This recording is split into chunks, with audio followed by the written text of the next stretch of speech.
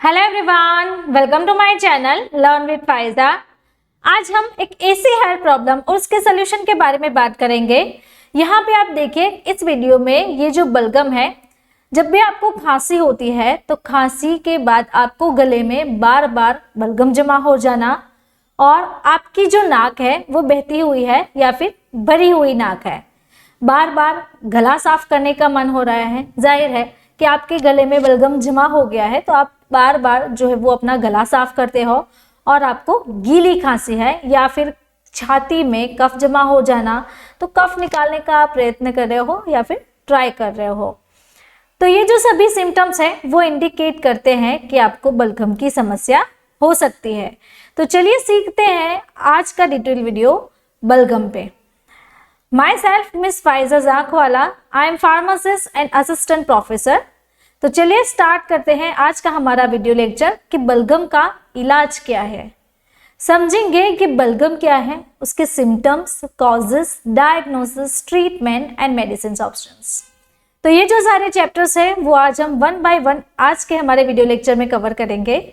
तो चलिए समझते हैं अब बलगम के बारे में। तो सबसे पहले बलगम को समझे तो गीली या छाती वाली खांसी तब होती है जब बलगम या कफ, और उसे हम फ्लेगम कहते हैं और थूक भी कहते हैं, जो कि बलगम को पैदा करता है, तो उसे हम बलगम कहते हैं। तो जब भी आपको बलगम होता है तो वो कैसे पता चलेगा? आपके थूक के अंदर फ्लेगम और कफ जमा हो जाएगा, तो उसे हम गीली खांसी भी कह सकते हैं। कई स्थितियों में अधिक बार खांसी हो सकती है। 3 सप्ताह से कम समय तक रहने वाली खांसी एक तीव्र खांसी है। और हम समझें तो खांसी एक सामान्य प्रतिवर्त क्रिया है जो हमारे गले से बलगम या बाहरी जलन को साफ करती है, जबकि हर कोई समय समय पर अपना जो गला है वो साफ करता रहता है। लेकिन आपके गले में जब भी बलगम जमा हो जाता है तो आपको फोर्सफुली उसे बाहर निकालने का ट्राई करते हैं। नींद से जागने और बात करने समय भी आपको इसके जो लक्षण हैं वो अक्सर दिखते हैं। तो आप यहाँ पे इस तरीके से वीडियो में देख सकते हैं कि जब भी आप बात कर रहे हैं या फिर आप सोए हुए हैं तो उस दरमियान भी आपको ऐसा फील होता है कि गले में जो है वो बलगम अटक गया है।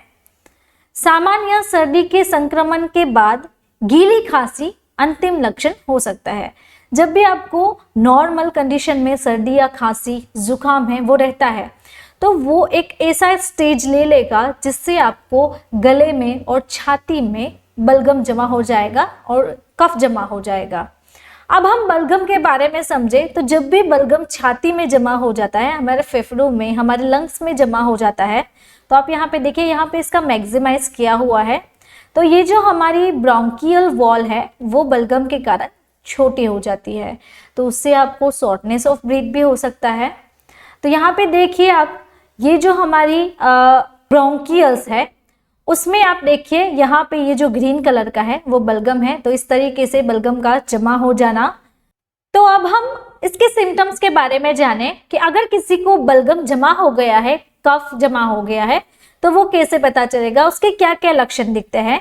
तो सबसे पहला जो है वो रनी नोज, यानी कि बहती या भरी हुई नाक। नाक में आपको ऐसा लग सकता है कि आपकी नाक में कफ जमा हो गया है, बलगम जमा हो गया है। बार बार गला साफ करने की इच्छा होती है, खांसी में आपको खून आ रहा है या फिर गले में खराश रहना और सोरनेस ऑफ थ्रोट, स्वर बैठ जाता है, आपको खांस खांस के आपका गला जो है वो वहां पे इन्फ्लेमेशन हो जाता है, सूजन आ सकती है और उसके कारण आप प्रॉपर तरीके से बोल नहीं पा रहे हो, जिसके कारण आपका जो गला है वो बैठ जाता है। खरखराहट और खांस और सांस की तकलीफ होना, तो ब्रीथिंग डिफिकल्टी हो सकती है। मुंह में बलगम के कारण आपको खट्टा स्वाद लगता है। तो ये सिम्टम्स रहते हैं। नाउ वीडियो के बीच में मैं आपको बताना चाहती हूँ, हमारी एक न्यू लॉन्च बुक है जिसका नाम है डिजीज एंड ट्रीटमेंट। तो आप यहाँ पे देख सकते हो इस तरीके से ये जो बुक है वो पूरी कलर प्रिंटेड बुक रहती है। तो आप हमारे साथ ऐसे ही स्टडी करना चाहते हैं तो आप ये जो हमारी बुक है इस व्हाट्सएप नंबर के थ्रू कांटेक्ट करके अपना बुक ऑर्डर करवा सकते हो। तो इसकी प्राइस आपको ₹749 रहेगी। चलिए अब हम हमारे टॉपिक पे वापस से आते हैं और समझते हैं उसके कॉजेस, किस कारण से बलगम जो है वो जमा हो सकता है। सबसे पहला कारण है वायरल इन्फेक्शन। तो वायरल इन्फेक्शन के कारण भी आपको बलगम हो सकता है। उसके बाद है बैक्टीरियल इन्फेक्शन, अगर कोई बैक्टीरिया आपकी बॉडी में एंटर करता है तो उसके कारण भी आपको बलगम हो सकता है। सामान्य सर्दी जुकाम भी आपको बलगम करवा सकता है। तो आपका जो सर्दी खांसी का जो फेज है वो ज़्यादा चल रहा है तो उस फेज में आपको ये जो बलगम रह सकता है। उसके बाद है GERD डिजीज, तो गैस्ट्रोएसोफेजियल रिफ्लक्स डिजीज। आप यहाँ पे देखिए ये जो है वो स्टमक में से यहाँ पे ऊपर की ओर जा रहा है, जिसके कारण आपको वहाँ पे बलगम भी हो सकता है और आपको खांसी हो सकती है। या फिर अस्थमा जैसी कंडीशंस होना, तो अस्थमा में आप देखिए ये जो लाइनिंग्स है वो इसका जो डायमीटर है वो छोटा होता जाता है, जिसके कारण आप प्रॉपर तरीके से ब्रीथ नहीं ले पाते हो। तो ये जो है वो लंग रिलेटेड सिम्टम्स हैं। अब न्यूमोनिया के बारे में जाने तो न्यूमोनिया भी एक ऐसी कंडीशन है जो कि आपकी बॉडी में, आपके लंग्स में बलगम जमा करवा सकता है। देन ब्रोंकाइटिस, तो ब्रोंकाइटिस में आप यहाँ पे देखिए ये जो है क्रॉनिक ब्रोंकाइटिस, तो क्रॉनिक ब्रोंकाइटिस के सिम्टम्स में यहाँ पे ये जो डायमीटर है वो छोटा हो जाता है। छोटा होने के कारण ये जो है बलगम वो इसे थिक तरीके से रहता है, यानी कि गाढ़ा हो जाता है, तो उसके कारण भी आप ब्रीथिंग नहीं ले पा रहे हो। या फिर फेफड़ों में घाव हो जाना, तो फेफड़ों में आपको कई बार ऐसा है कि वहाँ पे चोट लगने के कारण हमारे जो लंग्स हैं वो डैमेज हो गए हैं और आप ज़्यादातर मात्रा में सिगरेट पी रहे हो, तो ज़्यादा सिगरेट पीने से भी आपको बलगम हो सकता है। आपको कई बार ऐसा है कि एलर्जिक रिएक्शंस है, तो एलर्जी रिएक्शन से भी आपको ये जो है बलगम वो हो सकता है। आपको सीजनल एलर्जी है या फिर कोई फूड ले रहे हो या फिर किसी चीज़ की, डस्ट की, मिस्ट की, इस तरह की से कोई एलर्जी रिएक्शन है तो एलर्जी के सिम्टम से भी आपको बलगम जमा हो सकता है। उसके बाद है एटमॉस्फेयर चेंजेस, यानी कि वातावरण में बदलाव होना। जैसे ही ऋतु चेंज होती है तो उसके कारण ये बलगम आपकी बॉडी में एंटर हो सकता है। जैसे कि अगर हम समझे तो अभी विंटर की सीजन चल रही है, तो विंटर के सीजन में कभी ऐसा होता है कि कभी ठंड लग रही है या फिर कभी गर्मी लग रही है, तो ये जो वातावरण चेंजेस है, ये जो सीजनिंग चेंजेस है, उसके कारण भी आपकी बॉडी में बलगम जमा हो सकता है। और हम जाने तो COPD, तो क्रॉनिक ऑब्स्ट्रक्टिव पल्मोनरी डिजीज, तो आप यहाँ पे देखिए ये जो एयर एंट्रोपमेंट है वो एयर सैक्स को डैमेज कर देते हैं, जिसके कारण आपको COPD हो सकता है। अब जाने कि बलगम का निदान कैसे कर सकते हैं, इसके रीजंस कैसे फाइंड कर सकते हैं। तो सबसे पहला जो रीजन फाइंड करने का तरीका है वो है पेशेंट काउंसलिंग। तो पेशेंट की मेडिकल हिस्ट्री चेक कीजिए। पेशेंट की मेडिकल हिस्ट्री चेक करने से आपको पता चल सकता है कि पेशेंट को कोई एलर्जी है या फिर उसने ऐसा कोई फूड खाया है या फिर उसकी रिसेंट कोई ऐसी हिस्ट्री रही है जिसके कारण उसको बलगम हुआ है।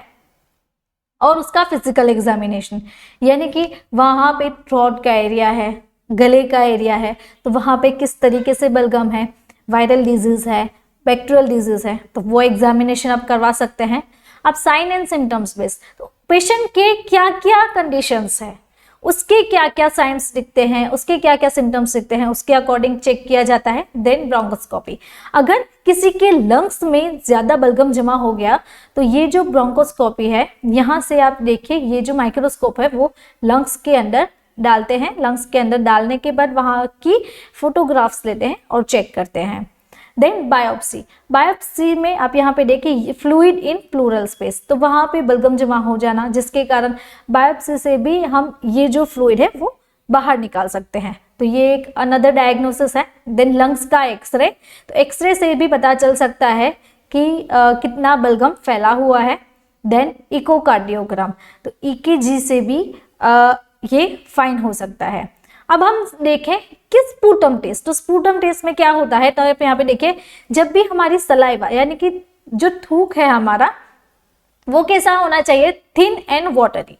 अगर उसमें बलगम है तो वो जो है वो थिक और स्टिकी हो जाएगा और उसका जो कलर है वो स्लाइटली चेंज हो जाएगा, तो उसे हम स्पूटम टेस्ट करते हैं, तो उसका भी एक आइडेंटिफिकेशन होता है कि बलगम कितना गाढ़ा है। नाउ वीडियो के बीच में मैं आपको अगेन बताना चाहूँ तो हमारी एक न्यू लॉन्च बुक है जिसका नाम है डिजीज एंड ट्रीटमेंट। तो आप यहाँ पे देख सकते हैं इस तरीके से ये जो बुक है वो पूरी कलर प्रिंटेड बुक रहती है, ये पीछे की साइड और ये आगे की साइड, आप साइड व्यू भी देख सकते हैं। तो इस तरीके से हमारी ये जो बुक है वो आपको आएगी। तो आपको हमारे साथ ऐसे ही स्टडी करना है तो आप ये जो हमारी बुक है वो इस व्हाट्सएप नंबर के थ्रू कांटेक्ट करके अपनी जो बुक है वो ऑर्डर करवा सकते हो। तो इसके लिए आपको 749 पे करने होंगे। अब ट्रीटमेंट ऑप्शंस के बारे में जाने कि इसको ट्रीट कैसे किया जाता है, ये जो प्रॉब्लम है उसे सॉल्व कैसे करना है। तो इसको ट्रीट करने के लिए मेडिसिन सजेस्ट की जाती है। तो चलिए देखते हैं। यहाँ पे क्लासेस हैं जैसे कि एक्सपेक्टोरेंट और bronchodilators, demulsion, mucolytics, antitussive, herbal medication and homeopathic medications. तो ये जो मेडिकेशंस है वो स्पेशली पेशेंट को बलगम ट्रीट करने के लिए हेल्पफुल रहते हैं। अब मेडिसिन ऑप्शन के बारे में जाने कि कौन कौन से मेडिसिन ऑप्शंस है जो कि बलगम में मेनली पेशेंट को प्रिस्क्राइब किए जाते हैं। तो यहाँ पे है सिप्ला की कफ सिरप। तो ये जो है वो पेशेंट को दिन में 5 ml 2 से 3 बार लेने की होती है। देन कॉफसिल की वेट कफ सिरप आती है। वेट यानी कि बलगम जमा होता है, तो बलगम को बाहर निकालने के लिए वेट कफ सिरप आती है। तो इसका भी सेम तरीके से आपको यूज है 5 ml दिन में 2 से 3 बार। देन एलन की वसाका। तो वसाका ये जो है वो होम्योपैथी मेडिसिन है। तो होम्योपैथिक मेडिसिन में का भी सेम तरीके से यूज रहेगा 5 ml दिन में 2 से 3 बार। नाउ हिमालय कॉफलेट।